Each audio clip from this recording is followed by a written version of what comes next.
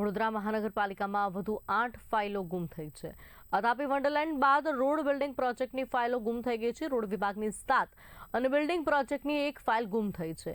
વિભાગોએ અન્ય વિભાગોને ફાઇલ અંગે પત્ર લખ્યા છે તો આરટીઆઈમાં ફાઇલો ગુમ થયાનું બહાર આવ્યું છે। આરટીઆઈ એક્ટિવિસ્ટે જવાબદાર અધિકારીઓ સામે પગલાં લેવાની માંગ કરી છે અને ભ્રષ્ટાચાર છુપાવવા ફાઇલો ગુમ કરાઈ હોવાનો વિપક્ષ દ્વારા આક્ષેપ કરવામાં આવ્યો છે। એમાં એવું છે કે ચોરી કરવાના જુદા જુદા પ્રકાર હોય અને ચોરી કરવાના પ્રકારની અંદર આ બી એક પ્રકાર છે। આજનું આ ચલણ નથી, આ વર્ષોથી લોકોની ફાઇલો ગાયબ થાય છે। વર્ષોથી માન લો કામ કર્યું અને કામ છોડીને જતું રહેવું હોય તો પેલા એડવાન્સમાં પૈસા લઈ લીધા હોય તો શું થાય, મારું પૂરું કામ ના કરવું પડે તો ફાઇલ ગાયબ થઈ જાય, કામ ખરાબ કર્યું હોય તો ફાઇલ ગાયબ થઈ જાય।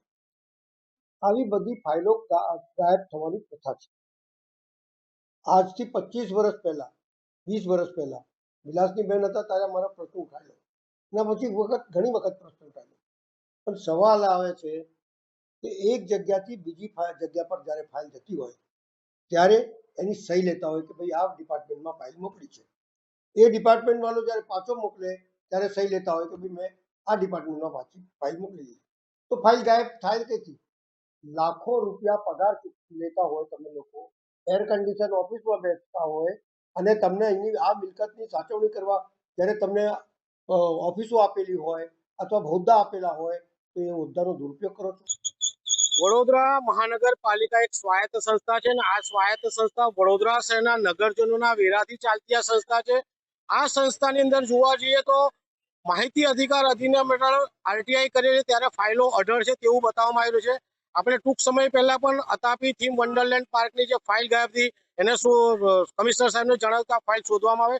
સાથે હાલમાં જ રોડ પ્રોજેક્ટની 7 ફાઇલો ગાયબ છે, બિલ્ડિંગ પ્રોજેક્ટની 1 કરોડની ફાઇલ ગાયબ છે।